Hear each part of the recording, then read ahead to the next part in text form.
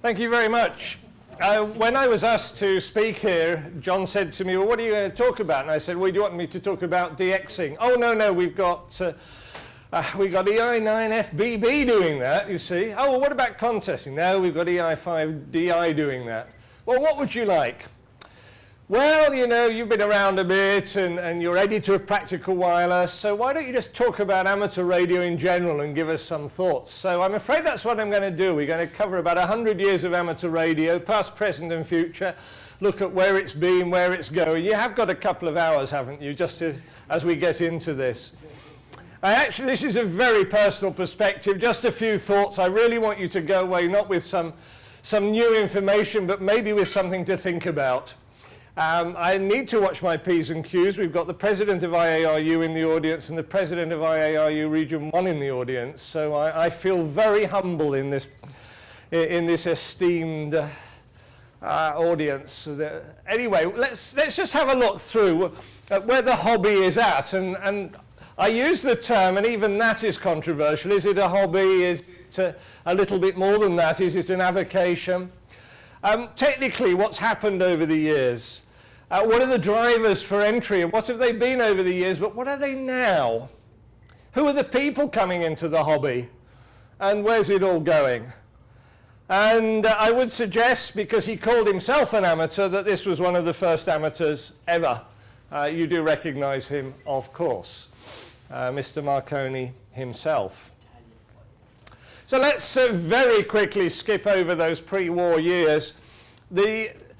These were early experimenters, the days in which Spark made way for CW.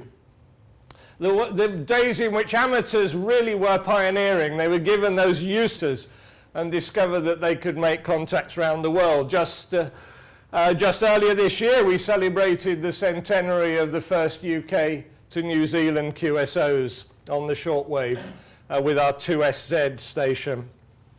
It was early valve technology. Valves were coming along, as I said, replacing sparks. Structures were put in place in the hobby. 1927, I think it was, that the IARU came into being. Early radio clubs and national societies. But it was very much a hobby for gentlemen. G2NM there, who was a founder of the Reading Club, of which I belong, but was also one of the leading lights in the London Wireless Society. You know the London Wireless Society still exists, of course, although it's better known these days as the RSGB. These people had money. G2NM conducted what he called the Empire broadcasts, and he was louder than the BBC at the time. And it was necessary, of course, as a radio amateur that you wore a suit and a tie. But during the war years, amateurs were closed down, but that's not to say they didn't have a part to play. There was lots of ongoing activity behind the scenes. There were still magazines about, and amateurs still met, but they just couldn't operate. However, many of them were pressed into war service, and that left a legacy of goodwill after the war. Wasn't all that well known at the time, maybe, because a lot of it went on in secret. The current G5LP, Lionel tells me, it wasn't until his father, the original G5LP, was quite elderly that he discovered that his father had been one of the Y-intercept operators during the war. Had a man on a moped turned up every morning to get his what he'd copied during the night and take it off to Bletchley Park. And there were huge technical developments, of course, which would have a major impact post-war, the development of radar and so on. The picture here, you probably can't read the caption, or maybe you can, but there's a certain Captain Louis Varney, G5RV, second from left, and this particular direction finding station.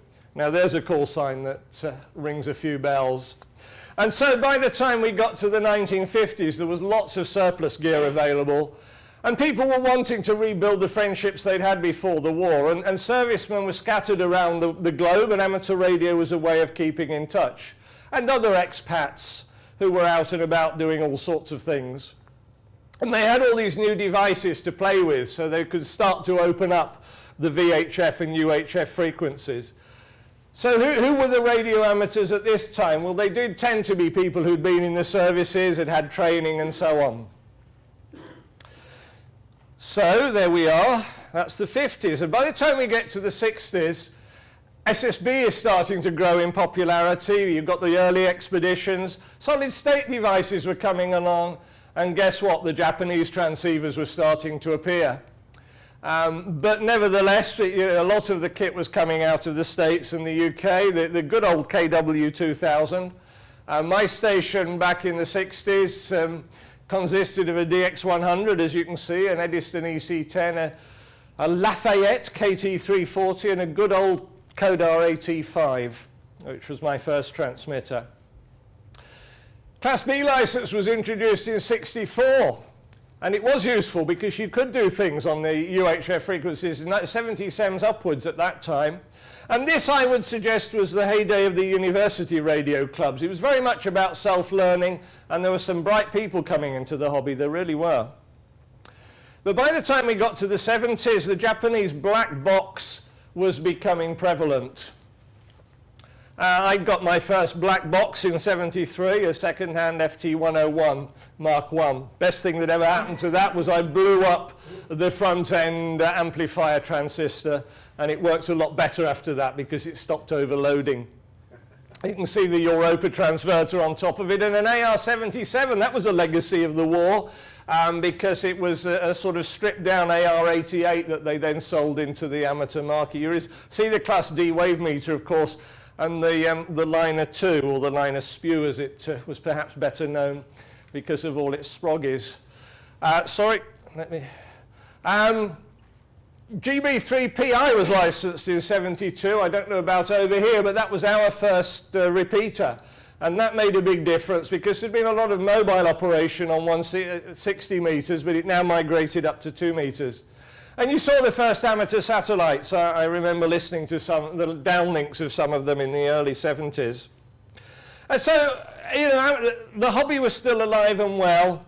And again, you know, plenty of bright people, but you were getting more of the appliance operators. They didn't have to build their own. They didn't have to buy surplus World War II equipment. They could buy the Japanese black box. By the time we got to the 80s, CB was starting to feed into amateur radio, and this made a big difference to the mix of people in the hobby.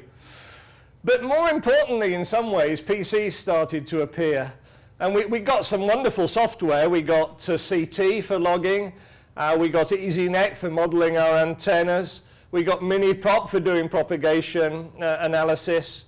There was an Irish guy who came up with something called SD at the end of that decade. It's still going strong. And there were new magazines sort of on the back of that, new sources of information. And this was the first one I wrote for, Amateur Radio Magazine, because I made the mistake of writing to them and saying they knew nothing about what was going on the HF bands. And they said, well, if you know so much about it, you start writing about it.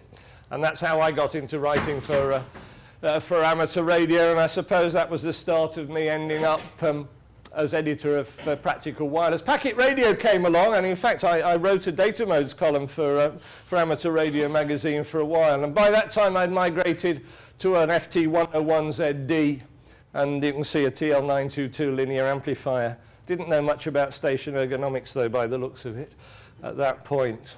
So we're coming along, getting towards the present time, the 90s. Numbers were starting to fall in the hobby, certainly in the UK.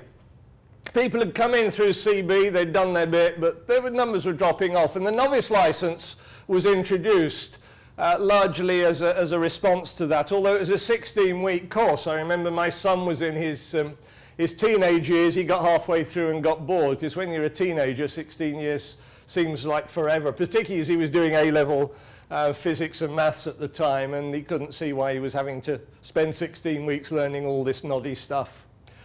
And young people who were previously heading for amateur radio were now well into computers. So actually, you know, we were losing enthusiasm for the hobby. People were doing other things. What we did see was an influx of people from the Eastern Bloc. Some very keen young Germans, for example, in what had been East Germany. We've had some of them come on our expeditions with us since then. because suddenly they were allowed to do things that they hadn't been able to, or get their hands on kit that they hadn't been able to. You can see by then I'd moved on to an FT1000, and obviously the computer was very much part of the shack.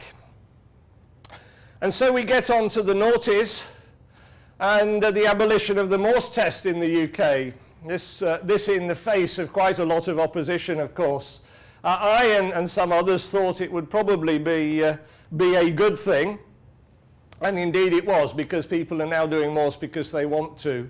And I think there's a lot more activity. Some of them, of course, are using Morse readers to cut their teeth. And that's caused a little controversy. But I know of a few people who've actually moved on beyond that and become quite competent Morse operators. But perhaps one of the significant things, certainly for amateur radio in America, was 9/11 and then Katrina, because amateurs were able to step into the breach. And the authorities there recognized the value of amateurs. Bear in mind, talking about 9/11, if you're not aware, a lot of the emergency repeaters were on top of the Twin Towers for the professional services. So they lost all their capabilities and the amateurs stepped in. Which is why you see the kit down here, Ham-Aid. The ARRL has a pile of kit now that's been paid for by the US government that's there to ship out to anywhere that needs it, within the contiguous United States at least.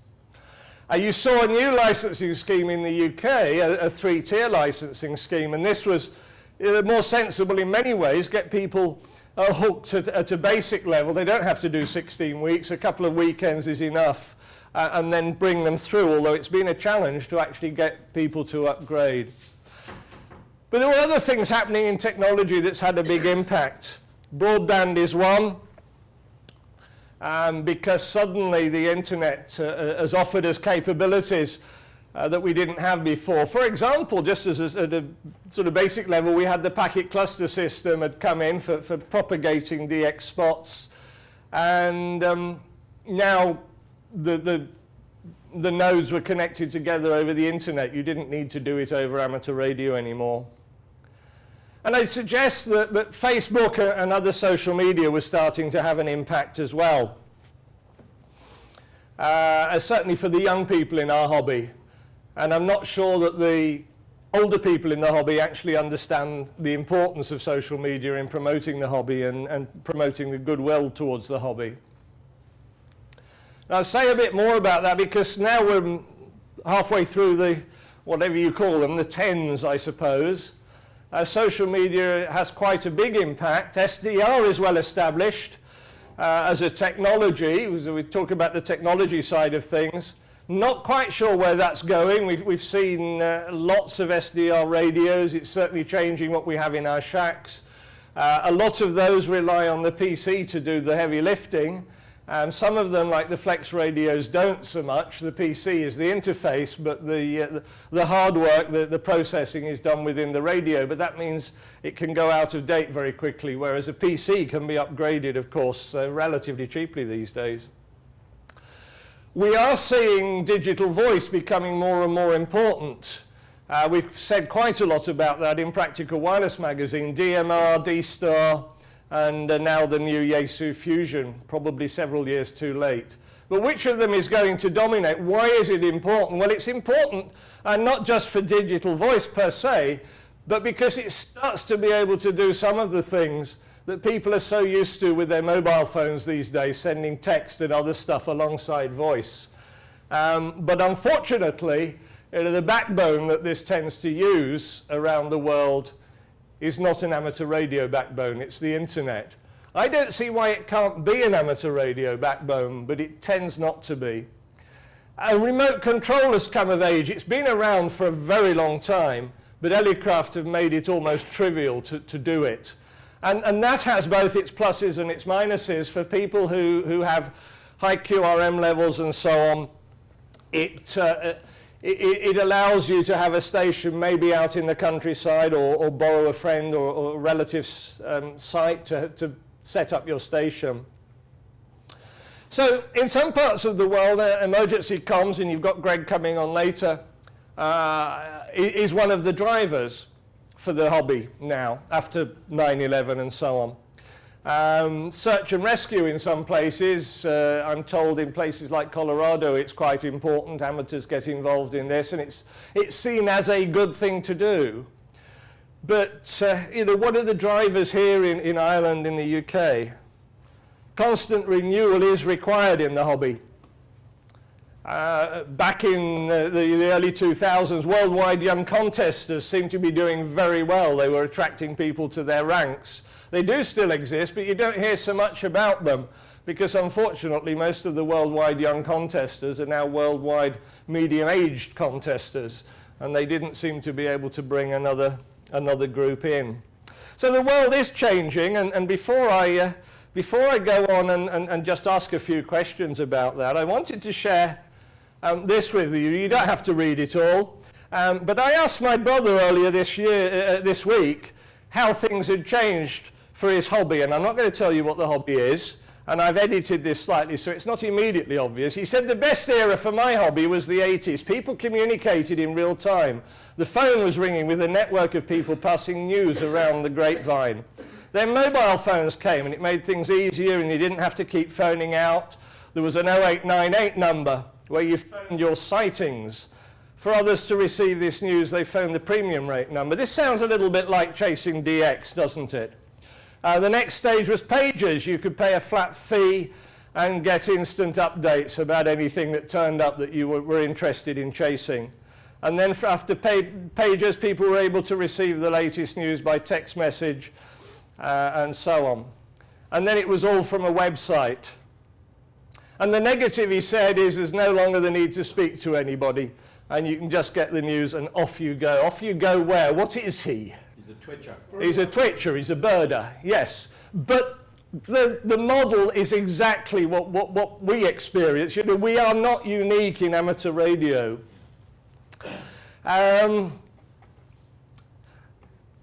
Yes, he was in Vietnam recently. He actually has to go a long way just to... I asked him, incidentally, if it counted if he saw a bird via a webcam and stayed at home. And it doesn't. He has to actually see the bird. He's number 80 in the world, incidentally, I gather. So if people are thinking of things like DXCC Challenge, he's doing all right on the bird challenge.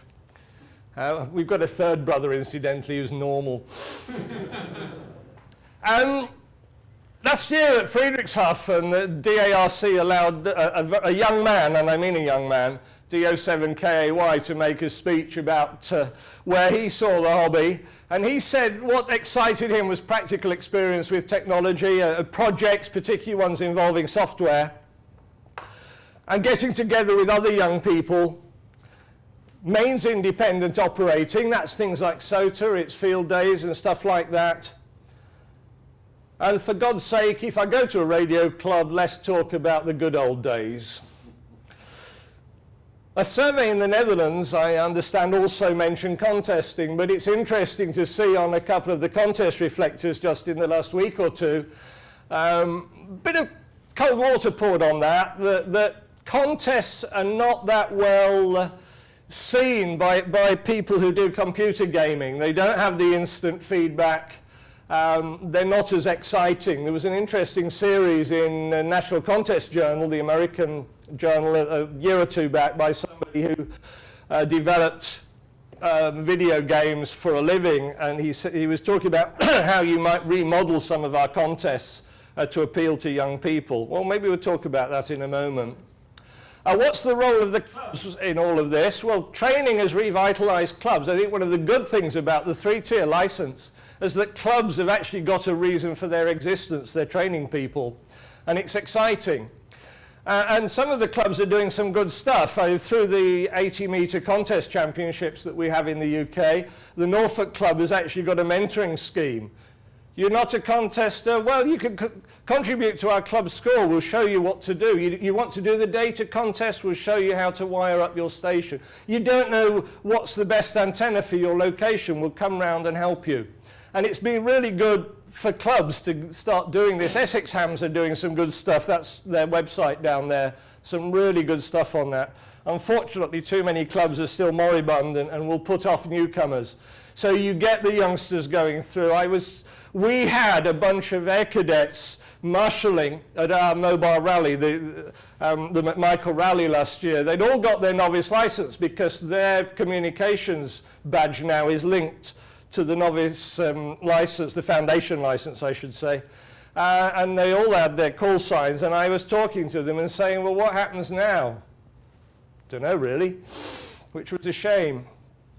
So what are the drivers in the hobby these days? Well, more and more they're planning issues. You know, well, why would I want to do this amateur radio? I can't put an outside aerial up anyway. Oh, if I listen, I can't hear anything locally. And maybe also the complexity of equipment discourages home construction. Not many people build aeroplanes these days. They used to in days gone by. Again, amateur radio is not unique. But I think there are other things that are going to happen. You've still got the hobby growing in the Far East, where it's maybe dying in Western Europe and the States. We're seeing some cheap radios. There's some very cheap handhelds now. And I think we're probably going to see some cheap HF radios, maybe SDR ones coming in. So at least they'll make the hobby more accessible in that sense. But what are the solutions? Well, one of the things that is becoming popular is this idea of remote operating. It gets you away from QRM, and you don't even need to connect to the internet when you're sat on top of a hill in the Lake District or whatever. QRP is still popular. The people do build still build kit and do it. I don't think we want to spend our time wallowing in nostalgia. Maybe we accept that the centre of gravity of amateur radio will move towards the east. But remote operating gets over this problem of QRM at home. It gets over the planning issues. But obviously there are other issues associated with that. Portable operating very nicely gets over all of those things. What are the activities that people are going to get themselves involved in future? Well, space communications is still popular. You see schools being involved in talking to the International Space Station. We're about to carry an article that's already appeared in Dubus, which is an English-German VHF magazine, about EME. Well, that's a bit esoteric, isn't it? Well, actually, it's not difficult these days on 77s and above with some of the data modes. Well, some would pour scorn on that and say, well, you can't actually hear the signals with WSJT. But actually, it's amateur radio. What is amateur radio? Paul was talking about it's radio without wires. To me, as long as there's a radio link somewhere in the chain for which a license is required, then that's amateur radio. But EME and data modes, you can do it, and it's become much more accessible to many more people. And data modes have actually transformed life for a lot of people. The fact that with 20 milliwatts using WSPR, you can be heard the other side of the world, and you can actually have a QSO. Not that that was ever designed as a two-way QSO mode, but you can. And with those sort of powers, you don't need to worry about having a 3-element Yagi in the garden, but you can still have a lot of fun. We don't have too many emergencies in the UK, thank goodness, but I think there is a role for amateurs to be involved in community event support. And that's one of the big things that my local club does. We support several charity walks and so on in the course of a year, and a lot of people have a lot of fun doing that. You don't have to be part of RayNet. Greg will probably disagree with me. We'll see what he says later. And construction is still out there. It's just different. I haven't tried SMD, surface mount device construction yet, but a lot of people say it is doable if you get the right kit, and we even had a talk at our local club about how to do it. But you can get kit like this, Arduinos, Raspberry Pi, and the youngsters find this very straightforward. They'll do all sorts of interesting things with it. And I was quite interested at the Blackpool Rally the other week to see Kanga Products were doing a receiver and a transmitter board that plug onto the Arduino, and suddenly you've got a very interesting piece of amateur radio kit, a full transceiver, with all sorts of computer interface options to go with it. But the challenges remain. We're competing with other calls on people's time. We're trying to maintain the magic.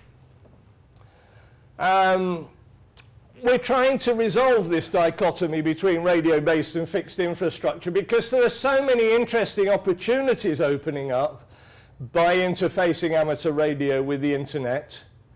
But on the other hand, one of the strengths of amateur radio has always been that when the fixed infrastructure falls over, amateurs can step into the breach.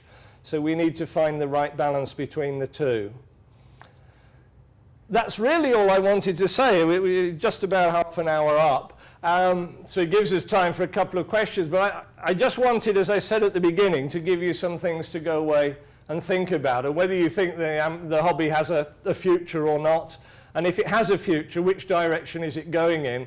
And what do we, you as IRTS, we as our radio clubs in the UK, or as the RSGB, Don and Tim as the IARU, what should they be doing? Thank you very much.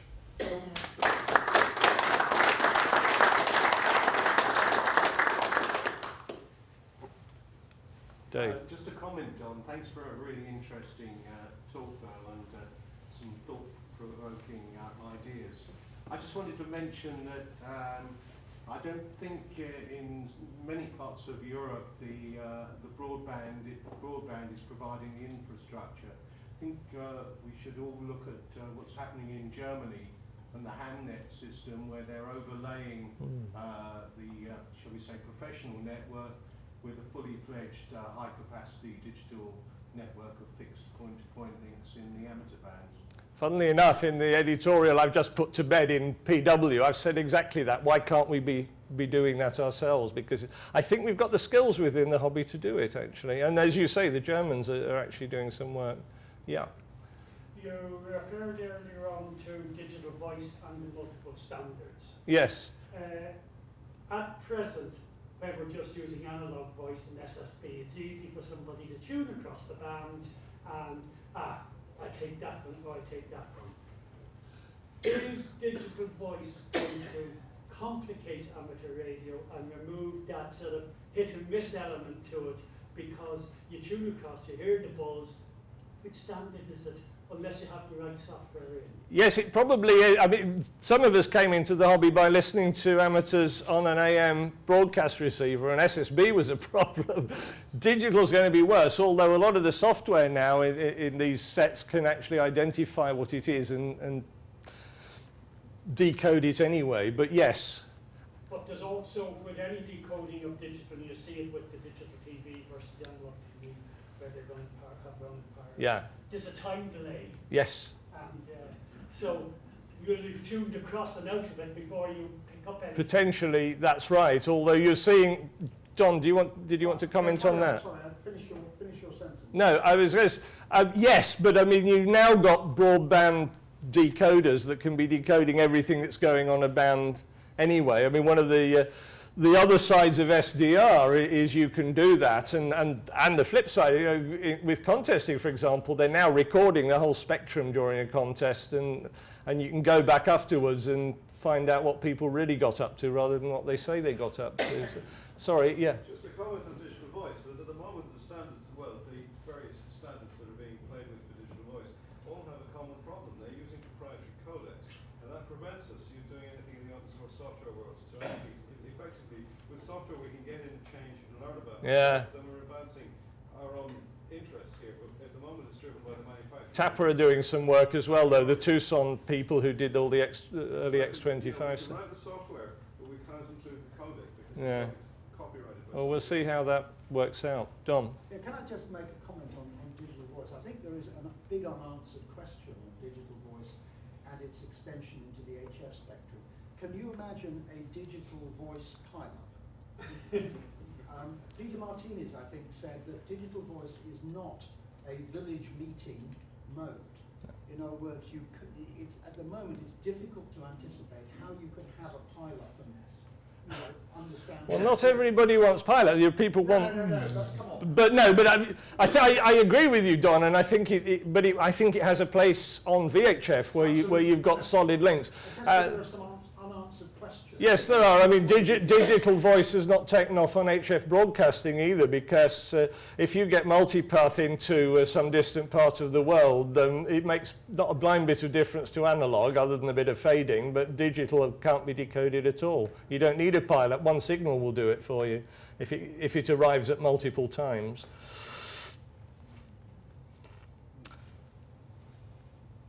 Okay.